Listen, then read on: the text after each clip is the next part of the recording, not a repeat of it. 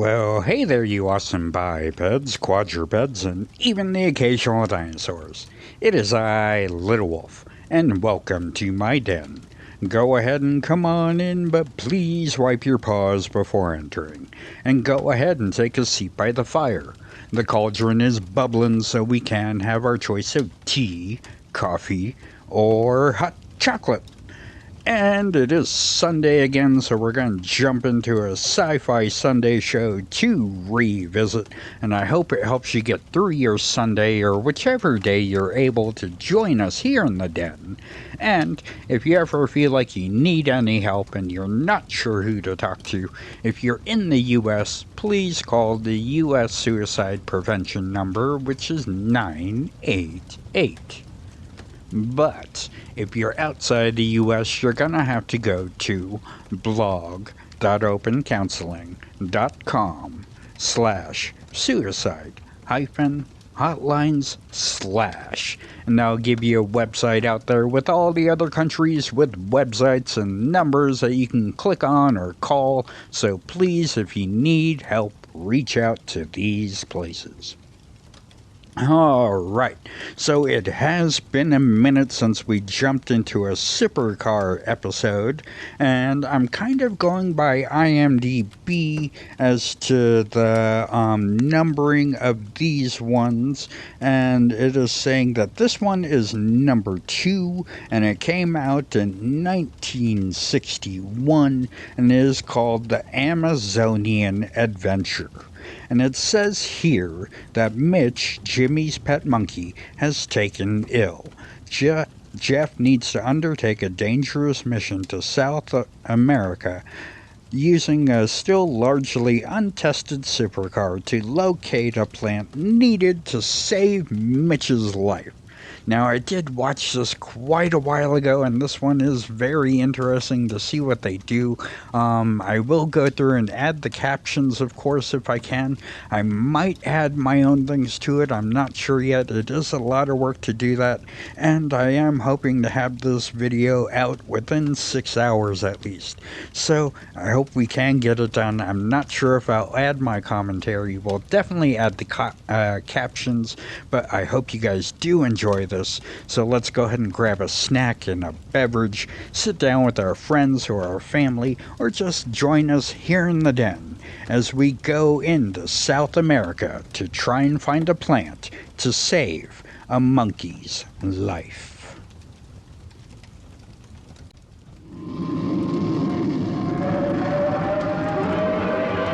Supercar, supercar. With beauty and grace, as swift as can be, watch it flying through the air. It travels in space or under the sea, and it can journey anywhere. Supercar, supercar. It travels on land or roams the skies, through the heavens' stormy rage. It's Mercury manned and everyone cries, it's the marvel of the age. Supercar, supercar, supercar!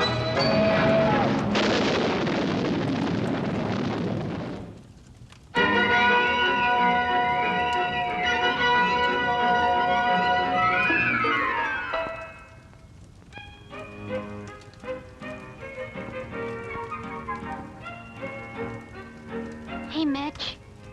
Where are you, Mitch? Now, come on out, Mitch. I know you're hiding someplace. Now, Mitch, you should know better than to get behind the jet, even in play.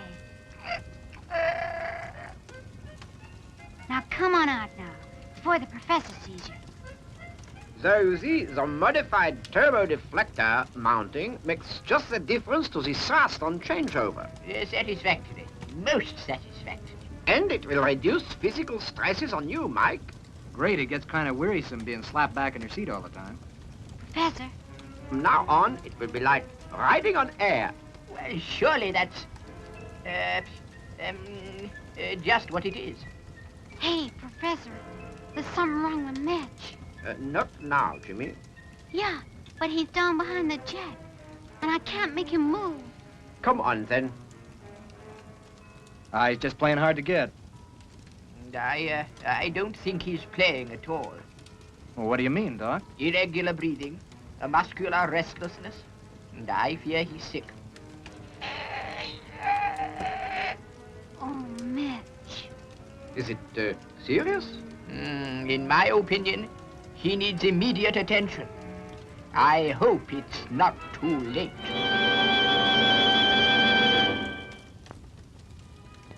How bad is he, Professor? I just gotta know. Well, we'll know in a moment, Jimmy. Dr. Baker is having a word with Mr. Hardwick, the vet. Mitch will be okay, Jimmy. You'll see. Gee, I sure hope so.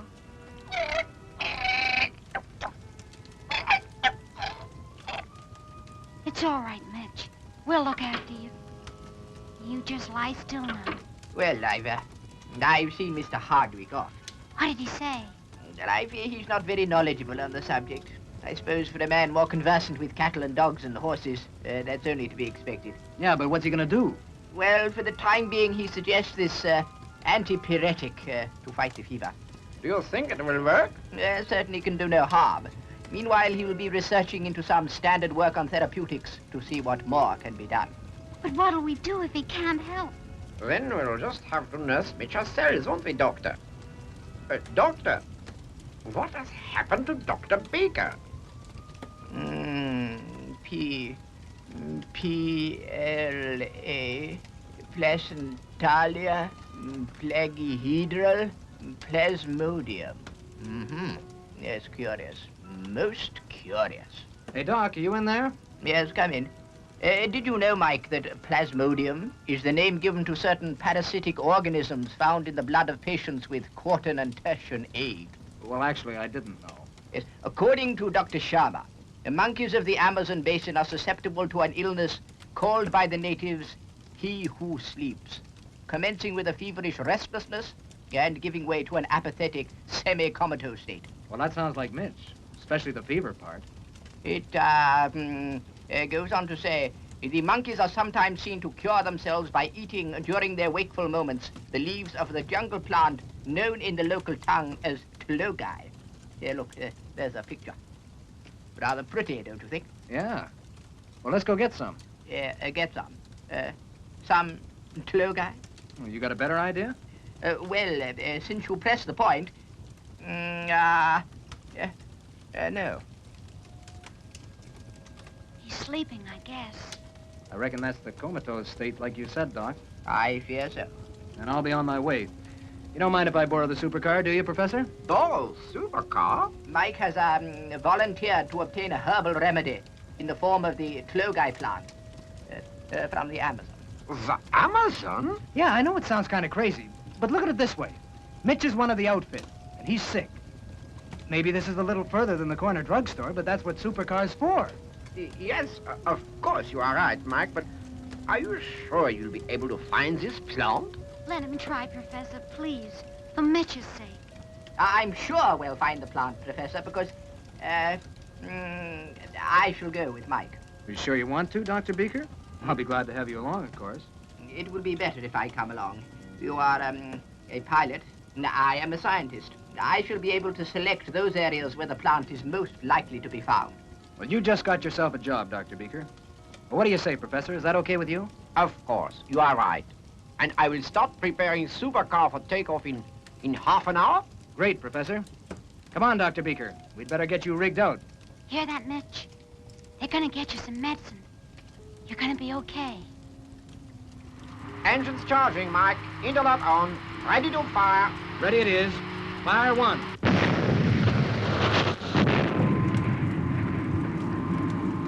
All right, Dr. Beaker. Not nervous, are you? My interior feels a tension, symptomatic of a growing excitement. Oh, good for you. Fire two. Both firing steadily, Mike. How's Dr. Beaker? He's fine, Professor. Open up the roof doors and we'll take off. Roof doors.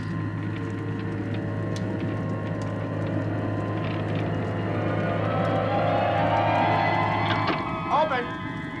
You ready, Dr. Beaker? South America, here we come.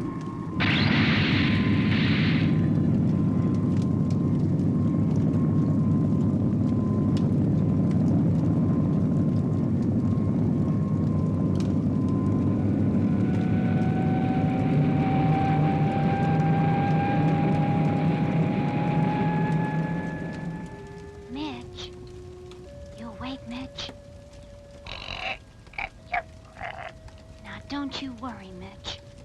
Mike and Dr. Beaker will be back in next to no time. You'll soon be well again. Meantime, you'd better have some of this anti-pie, whatever it is that Dr. Hardwick left. Yeah, I know it tastes awful, but it'll help till they get back with this plant thing. Oh, come on, Mitch. Try and drink some, just to please me. Base to Supercar. Are you receiving me, Mike? What is your course and speed? Supercar to base. Airspeed 600 knots, altitude 5,000 feet. Course 170.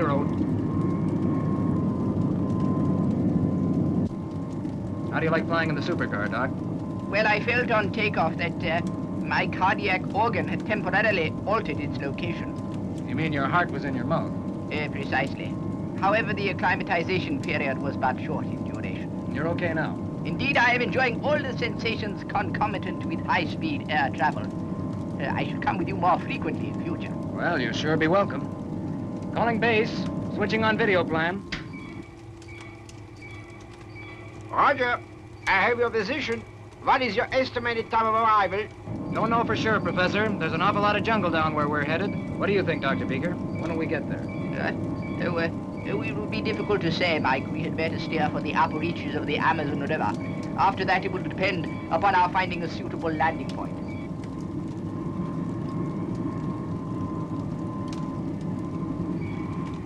Calling base.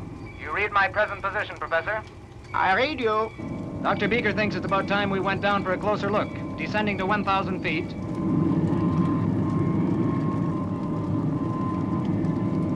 How does it look to you down there? It will be almost guesswork, Mike. But I should think that we could try to land somewhere around here. And I ought to warn you that unless we are extremely fortunate, the terrain is liable to be very damp. Roger, Doctor. I'll see what we can find. Calling base. I'm looking for a place to set down. Good luck, both of you. Try to keep radio contact at least until you land. Will do. Now selecting vertical flight.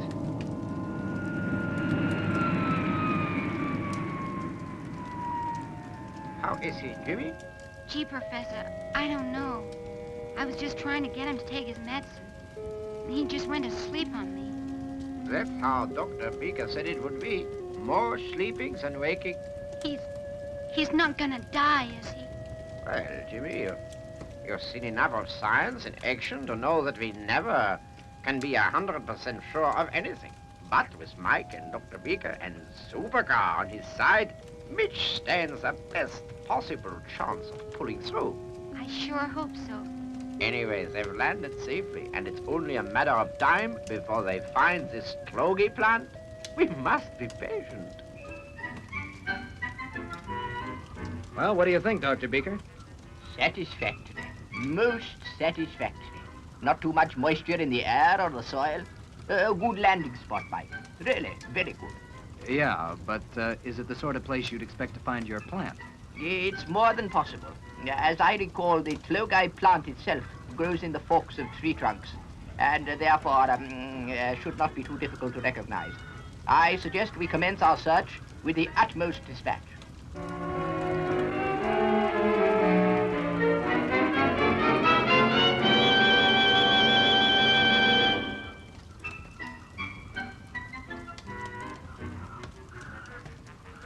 Curious. Most curious.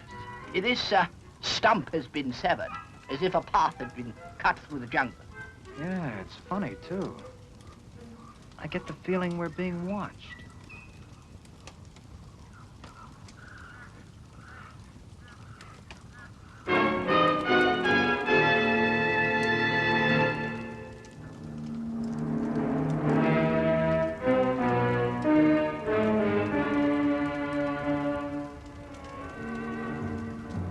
You're dead right, Doc. Look over there.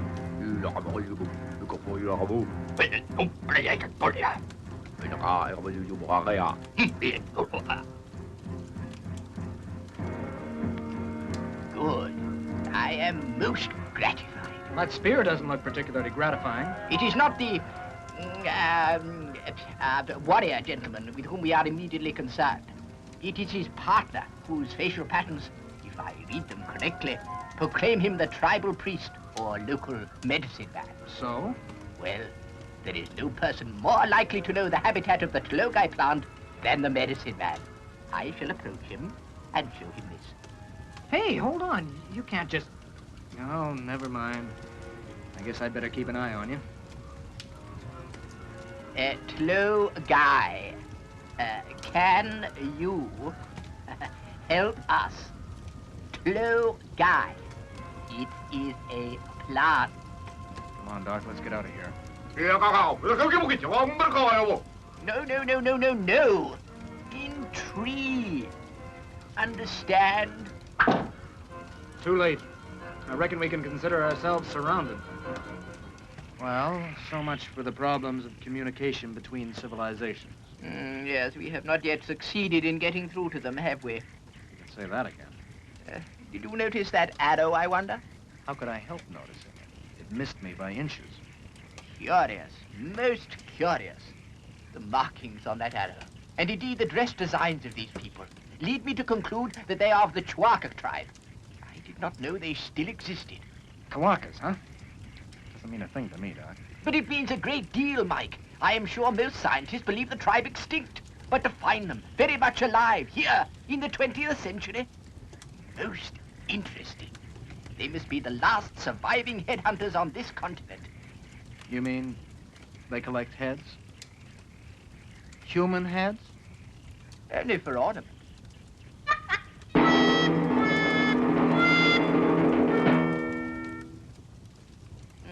Rough and symmetrical. Clever people, these Chewacas. I shall write a thesis on these people when we get home. If we get home. Hey, here comes the big chief again.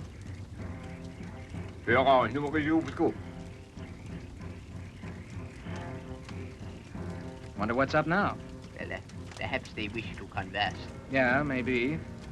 Or maybe they're checking our size in hats. Tlogai. Yes?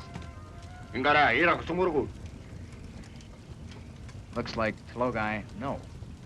Gee, Professor, I'm not too happy about leaving Mitch alone. There's nothing you can do while he's still sleeping, Jimmy.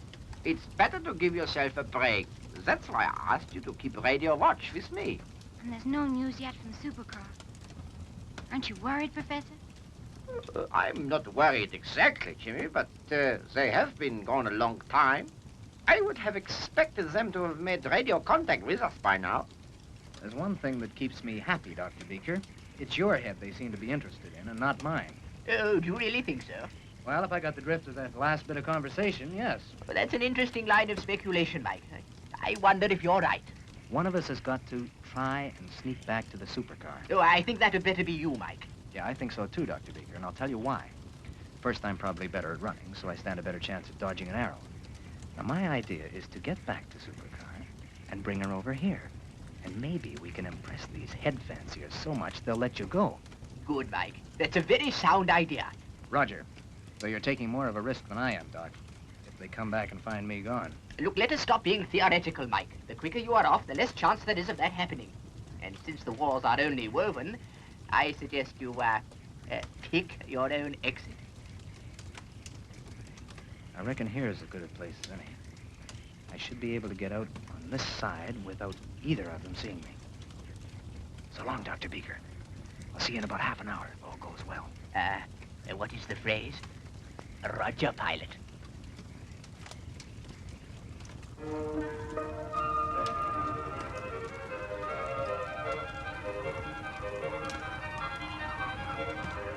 Well, so far so good, I guess. Try 'em again, Professor. They can't have been gone this long. I don't know, Jimmy. I'm beginning to wonder whether the radio system may not have broken down. Have another try, Professor. Please. Gee, I don't know whether Mitch will last out. Base to Supercar. Are you receiving me? Base to Supercar. Are you receiving me? Over.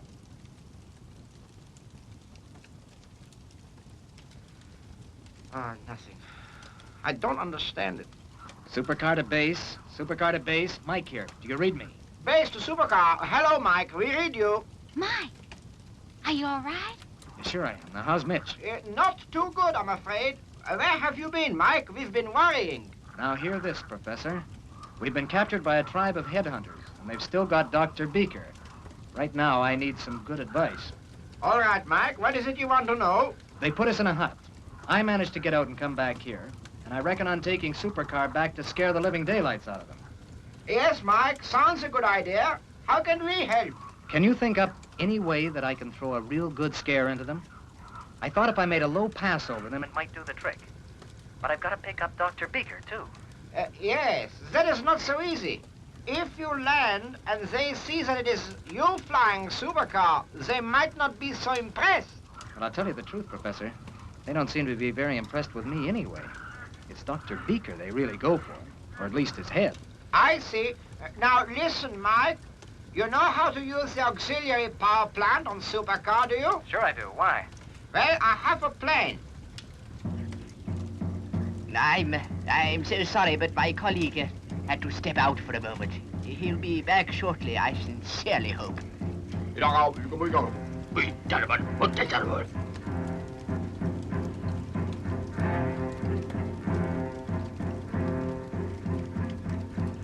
Right, Professor, I get you. It ought to work. It's got to work, Professor. Well, it is dangerous, remember. Supercar carries a lot of inflammable fuel on board, but it is worth trying.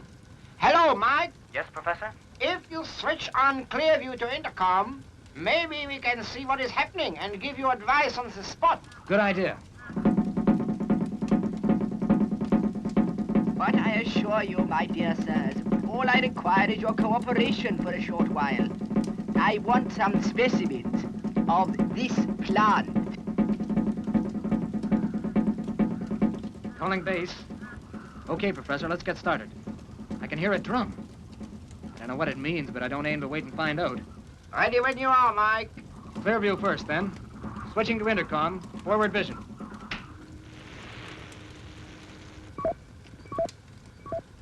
Is that where he is, Professor? That's right, Jimmy. Supercar to base. Energizing standby power supplies now. What sort of power do you think this plant will push out, Professor? Oh, about half a megawatt, Mike, so treat it with respect. You call what we're doing treating it with respect, Professor. I'd call it a destruction test. Never mind. All on a good cause. Preparing for takeoff. Charging port engine. Charging starboard. Okay, fire one. Did you hear that? I said, did you hear that? I do believe you're in a trance. Most interesting. No, do stop that swaying. You're making me feel quite seasick. Fire two.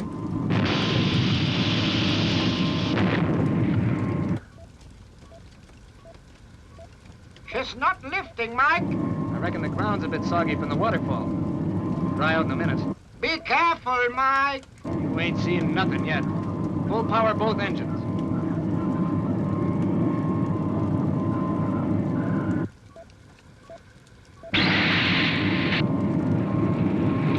That's done it. Now for your little idea, Professor. Now, don't forget, Mike, only the shortest possible contact, or you'll blow every fuse in the car. I probably will anyway. And what about the aerials? Oh, never mind. I'm plugging them into the auxiliary outlet now. I wish I had 3 hands. Well, if that doesn't do it, nothing will.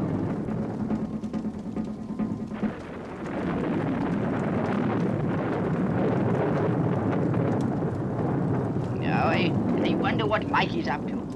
In any case, it would be a pity to miss any chance of impressing these gentlemen. I don't know how many more of these this power system can stand. Better save my powder for the next one. Hey, Professor, is there any way I can make a lot of smoke? You could try running the engines on takeoff mixture instead of normal. Well, sure I could. That's it. Rich it is. On the button. I reckon we can convince them now. Dr. Beaker, here we come. Oh, great spirits of the forest. Oh, my goodness me, what superstitious nonsense. Bring your fires to my command. Trickery and mumbo-jumbo. Oh, spirits of the forest, send your devils to speak with me. Come hither, O storm, O Chumba. It is I, Beaker, the wise, the powerful. I say, that was a jolly good one.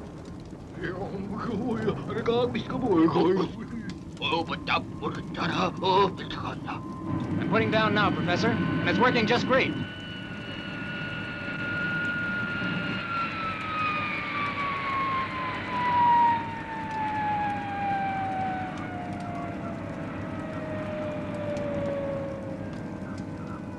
Well, now I have succeeded in capturing your attention. Perhaps we can have a little service around here.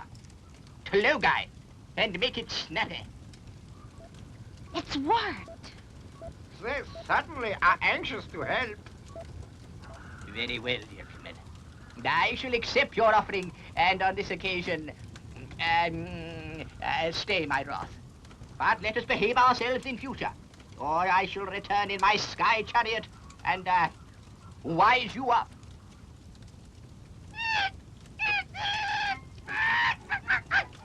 Well, that seems to have done the trick. Sure has. Given him new life. Gee, I don't know what we'd have done without you, Dr. Beaker. And Mike and Supercar. Say thanks, Mitch. Well, it'll be like old times to have Mitch scampering around the workshop again. Remind me to keep my laboratory door shut.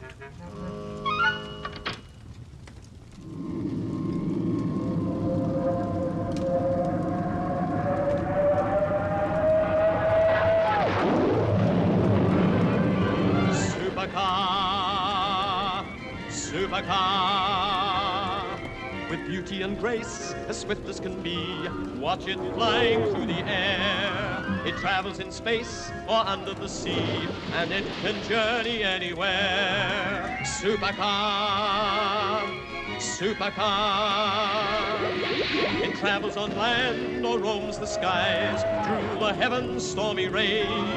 It's Mercury manned and everyone cries, it's the marvel of the age. Supercar, supercar, supercar!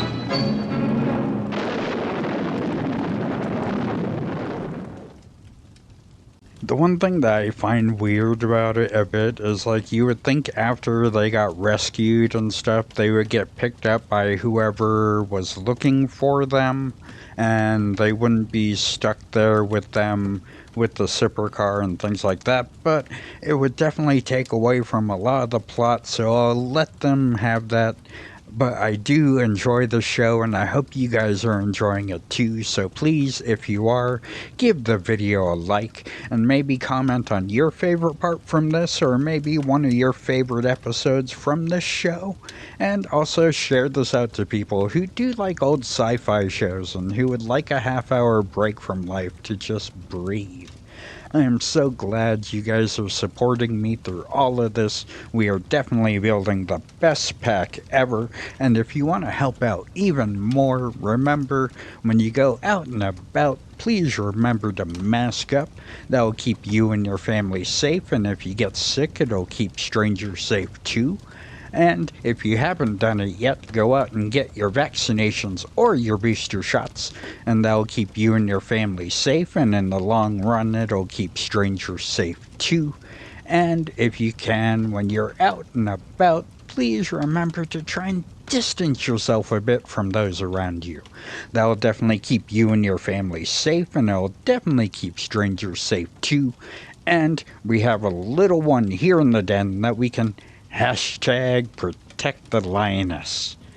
Oh, I love you bipeds, quadrupeds, and even the occasional dinosaurs so much. I'm definitely having a great time finding all of these old shows and being able to share them with you and hopefully give you a breather from life. It's definitely what I want to do, and I just love sharing old shows and just giving you guys a break. I love you bipeds, quadrupeds, and even the occasional dinosaurs so much. So until next time, Wolf out.